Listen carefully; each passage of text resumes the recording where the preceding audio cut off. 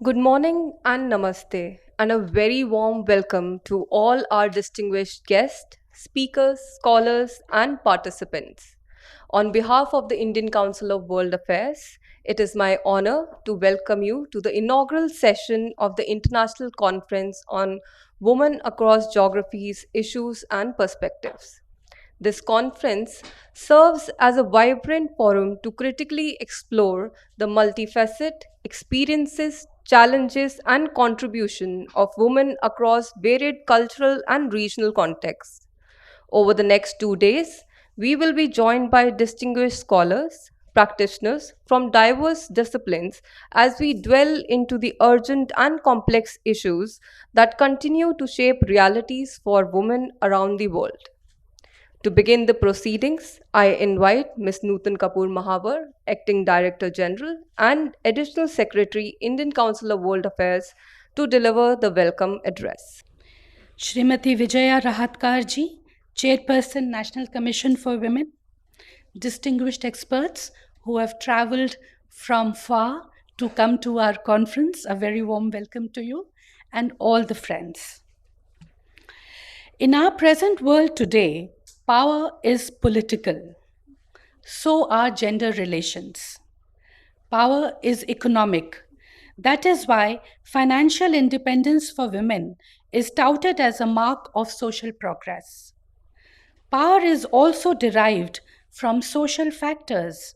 That is why men control women's bodies through parda, prostitution, polygamy, pornography, and the like, themes which we will discuss today and tomorrow.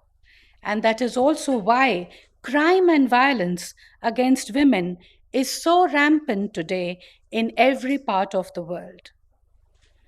Gender power play is also mental. The imagery and propaganda around male masculinity, the arrogant and crass use of body strength to inflict physical violence against women, the verbal tirades that inflict mental violence on women, the insensitivity and moral bankruptcy that permits the relentless suffocation of female spirit all go to show how gender relations have hit the nadir in our world today.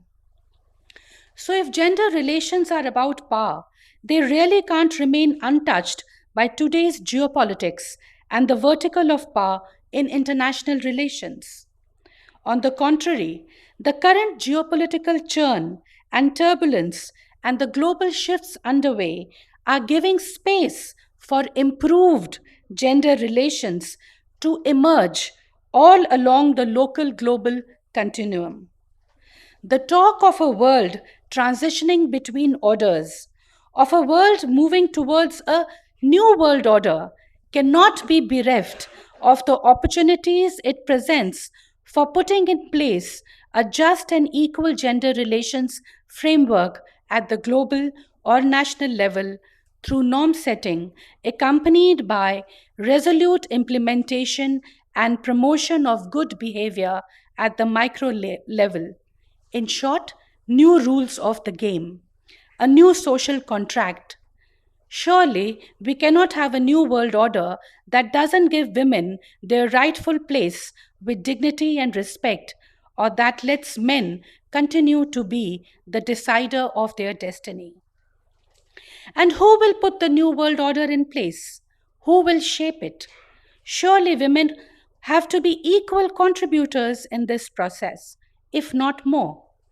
Our world today, which is ridden with conflicts, not only interracial, interfaith, interstate, but also replete with fractured societies, dysfunctional families, and broken lives, needs healing. Dare I say that men haven't done a good job? So, yes, the world needs healing. And what's better for that than a woman's touch and a woman's embrace?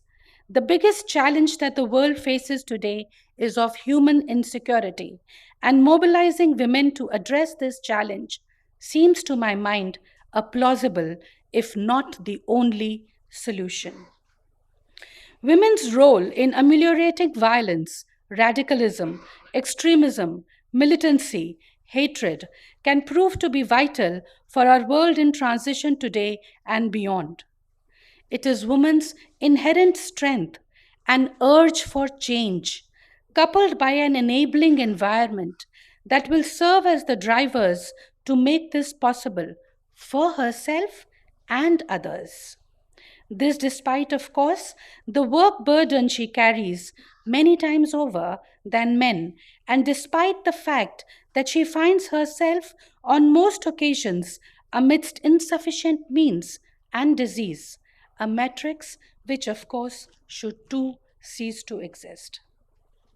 Now, what kind of women do we need to power this transformation to a new world order with creativity, feeling, and thought? Not women who behave as men, but women who behave as women. Not women who imitate men's way of decision making and leading, but women who act by their own conscience, their feelings. Not women who bear a false sense of liberty, but women who stand by their firm conviction in human dignity and equality of all human beings.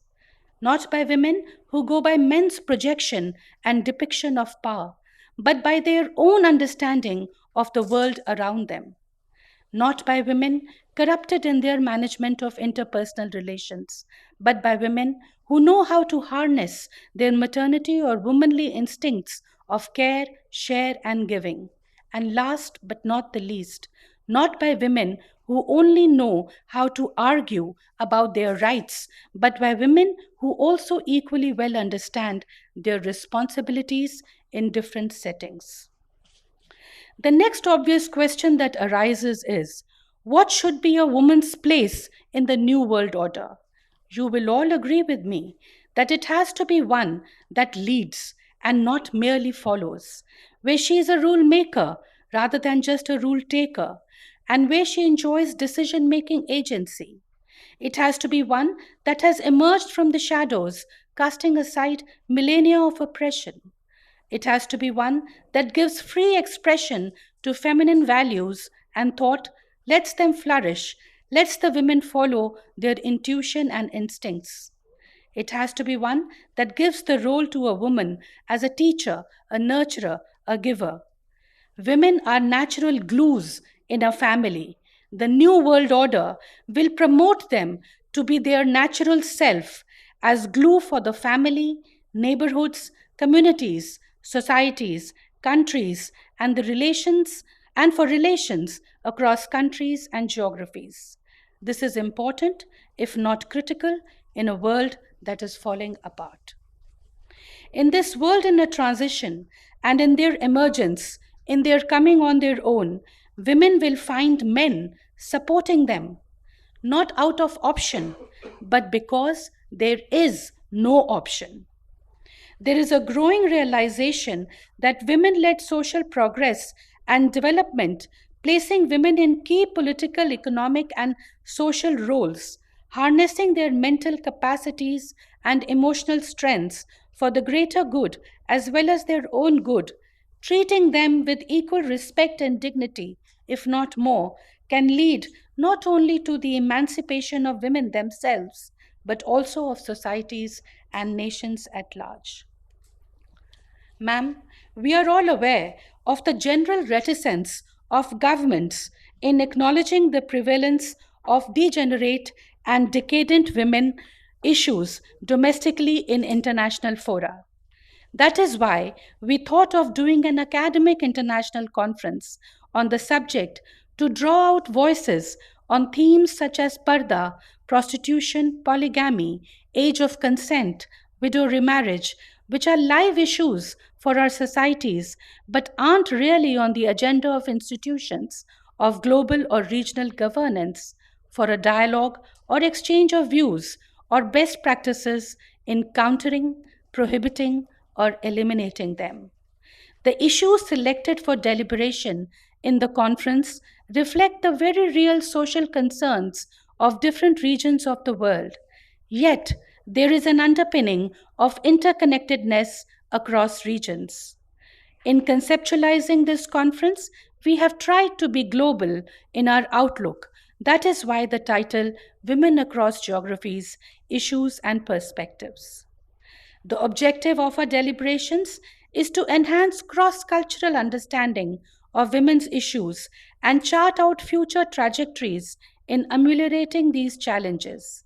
We have amidst us a cross-disciplinary set of speakers comprising gender studies experts and teachers, international relations experts, psychologists, lawyers, media, representatives of the armed forces and the UN, and they come from India, Kazakhstan, Russia, US, UK, Indonesia, Malaysia, South Africa, and Argentina, representing 9 countries across 5 continents.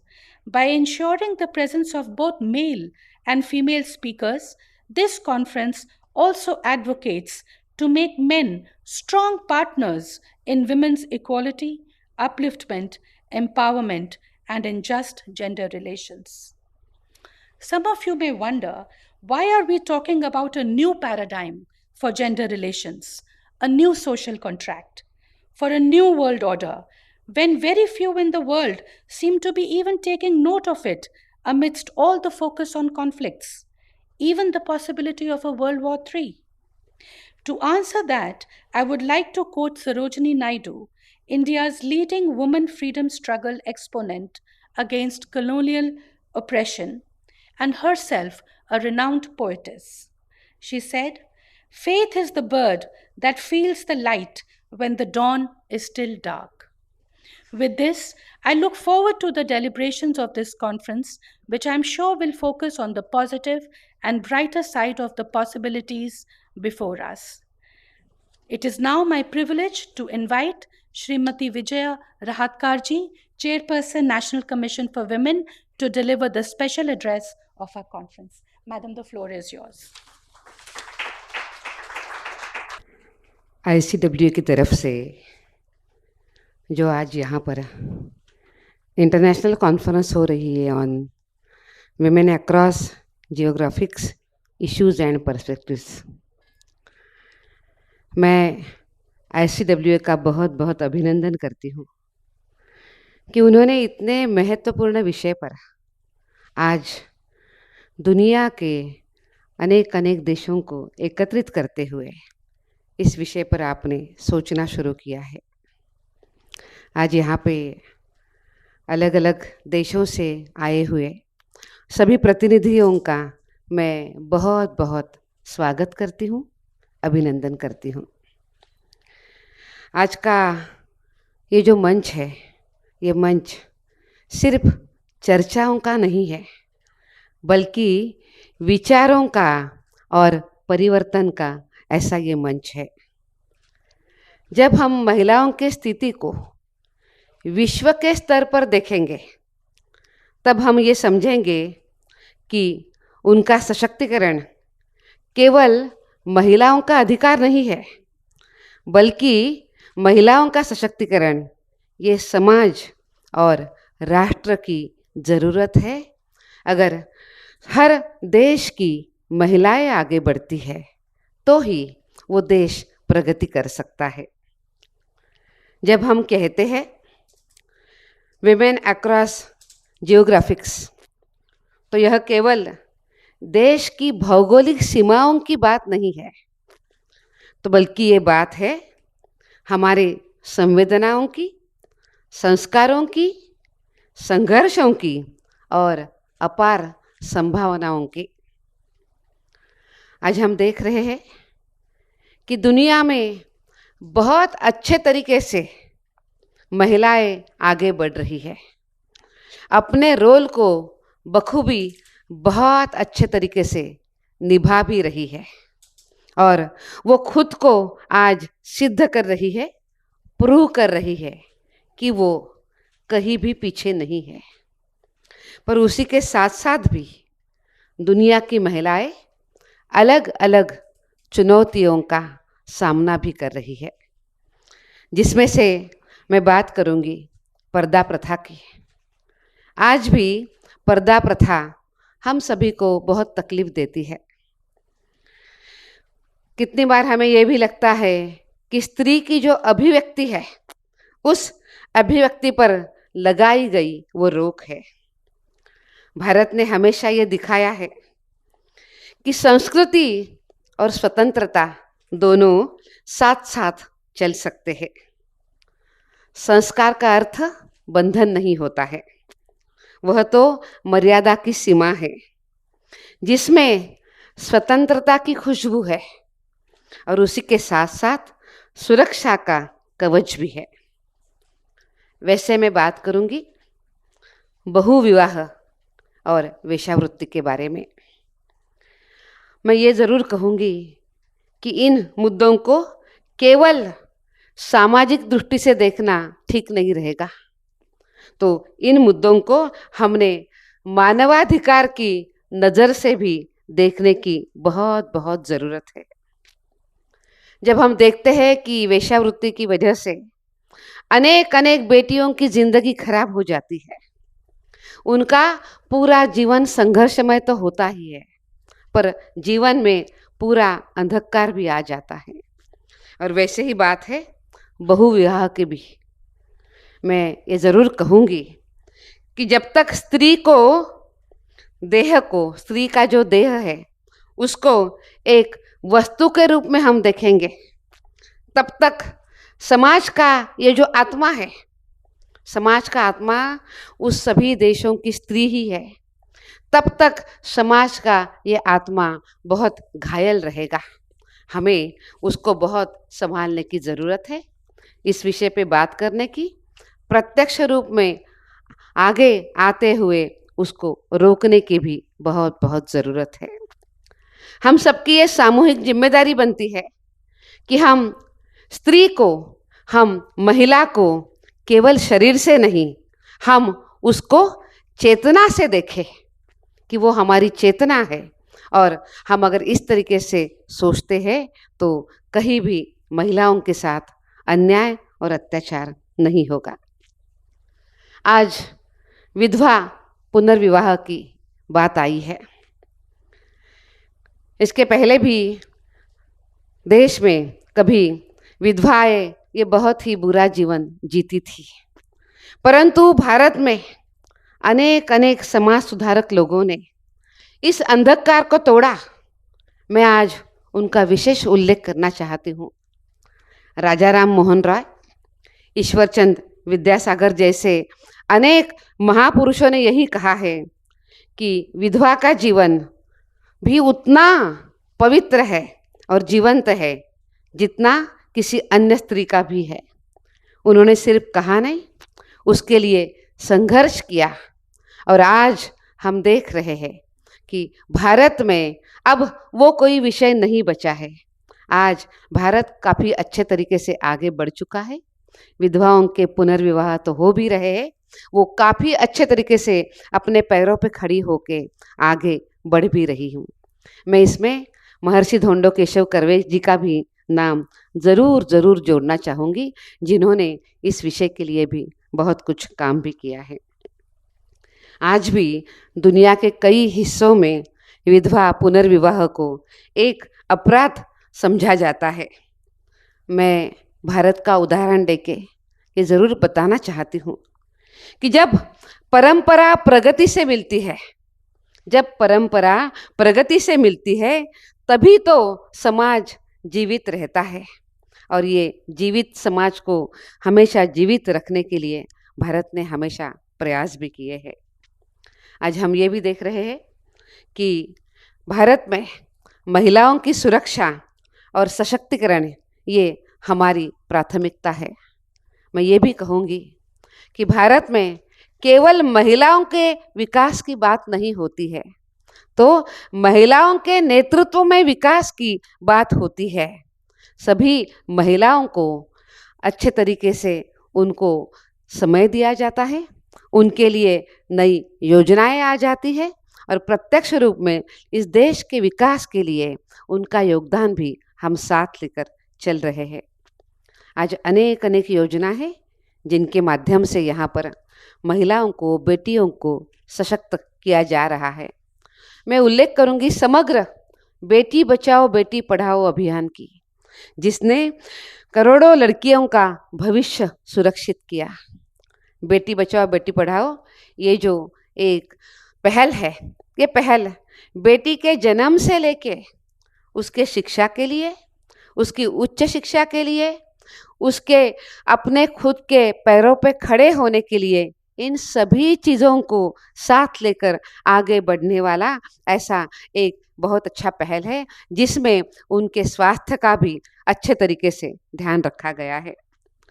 उसी के साथ साथ mission शक्ति है, self defence workshop है, जिसके माध्यम से लाखों महिलाओं को हमने आत्मरक्षा सिखाई है।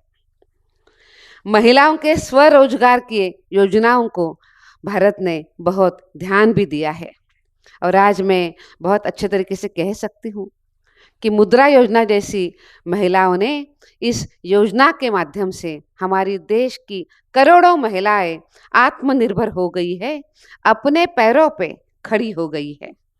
और वैसी ही बात है बेटियों के लिए सुकन्या समृद्धि योजना बनाते हुए उनका भविष्य जो है वो सिक्योर करने की है।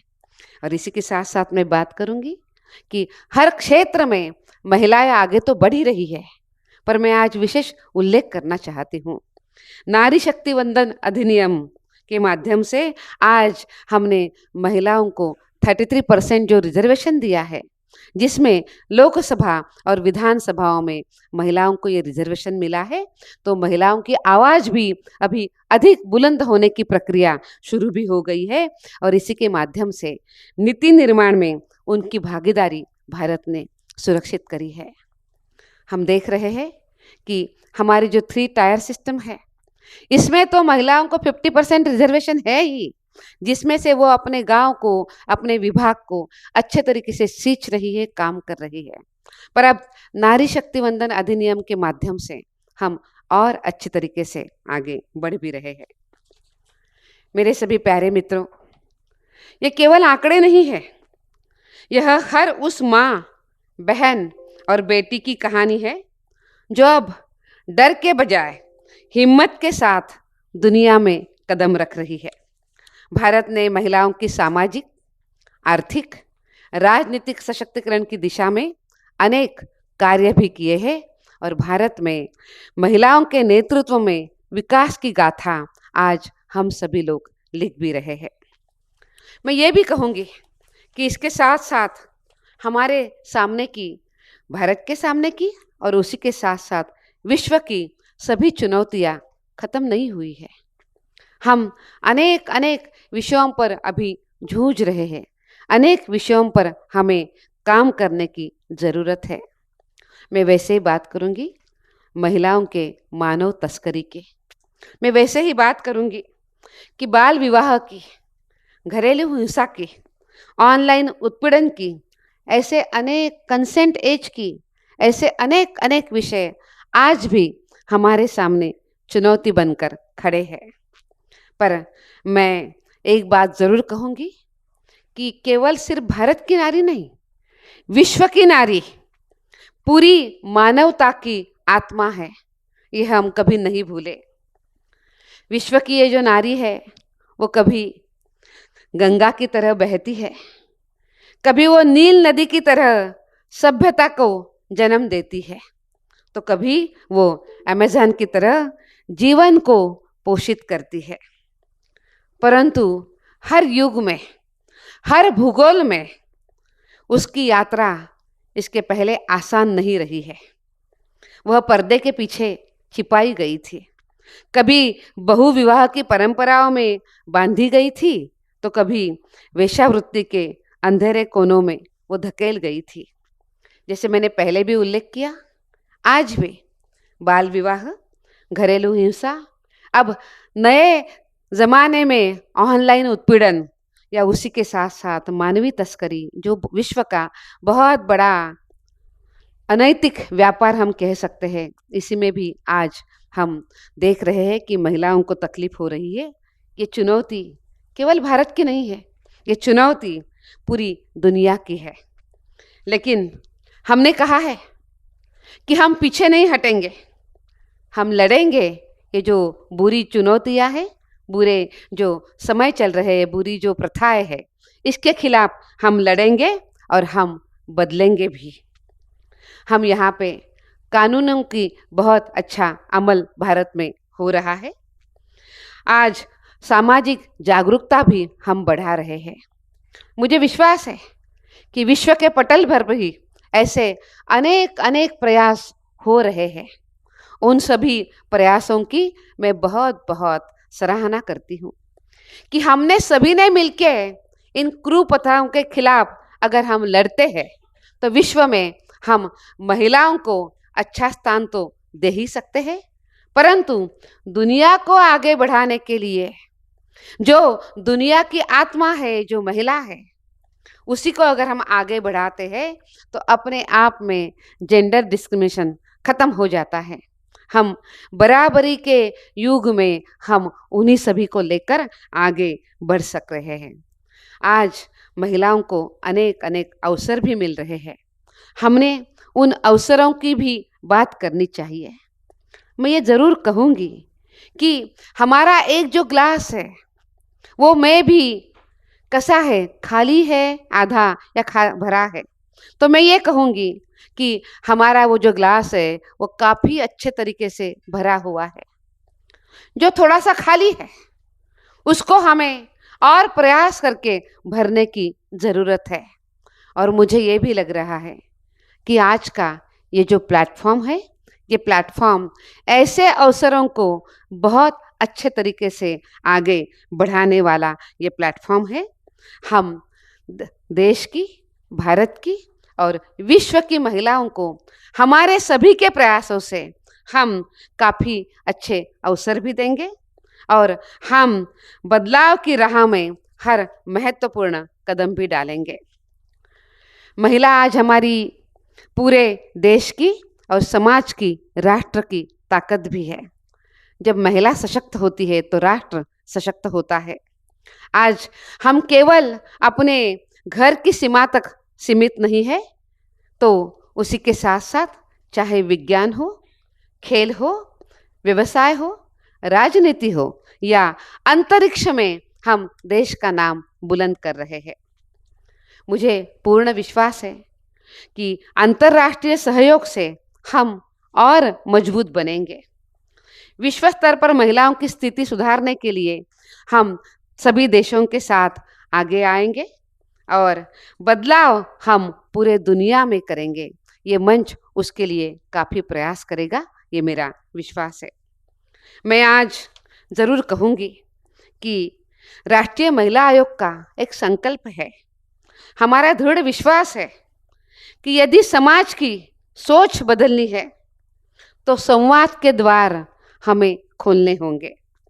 इसीलिए हम सभी लोग शिक्षा, सुरक्षा, स्वावलंबन, सम्मान और स्वास्थ्य, इन 5 स्तंभों पर हम काम करेंगे। हम केवल शिकायतें नहीं सुनेंगे, तो हम उस शिकायतों का समाधान भी करते हुए आगे बढ़ेंगे। हम केवल आंकड़े नहीं गिनेंगे, तो हम आंकड़ों के साथ साथ हम विश्वास बनाने का काम भी करेंगे। हर महिला का अधिकार और स्वतंत्रता, ये हर राष्ट्र की ताकत है।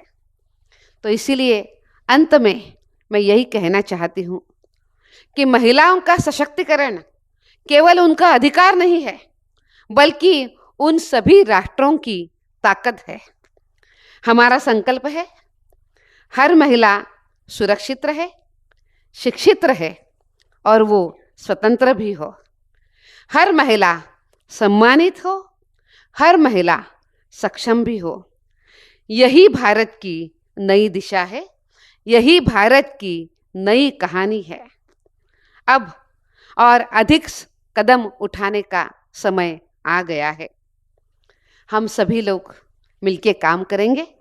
अभी हमारा काम खत्म नहीं हुआ है। अब हमें सभी को मिलकर हर गांव, हर शहर, हर महिला तक सुरक्षा, शिक्षा और अवसरों को हमें पहुंचाना है। हमारा भारत तभी सशक्त होगा जब हर बेटी, हर महिला, हर गांव अपने अधिकारों और सम्मान के साथ आगे बढ़ेगी। तो चलिए हम सब लोग मिलकर संकल्पित हो कि हम सभी मिलकर, पूरी दुनिया मिलकर महिलाओं के खिलाफ जो भी कुप्रथा है उसका हम अंत करेंगे और हम महिलाओं को साथ साथ लेकर जेंडर डिस्क्रिमिनेशन खत्म करते हुए जेंडर इक्वालिटी के लिए हम आगे बढ़ेंगे। आज मुझे बहुत खुशी हो रही है कि नूतन जी आपने इतने अच्छे तरीके से ये कॉन्फ्रेंस यहाँ पे आयोजित करी है। मैं आपका, हमारे डिपार्टमेंट का, ICWA का बहुत बहुत अभिनंदन करती हूँ कि उन्होंने इस अच्छे कॉन्फ्रेंस में आप सभी के साथ मिलने का मुझे अवसर दिया, सभी के साथ मेरी बात साझा करने के लिए एक अच्छा ये अवसर रहा है। आपका सभी का बहुत बहुत धन्यवाद और उसी के साथ साथ आप सभी को भी बहुत बहुत शुभकामनाएं कि हम सभी लोग मिलकर दुनिया की महिलाओं को सशक्त बनाने के लिए हम प्रयास करें।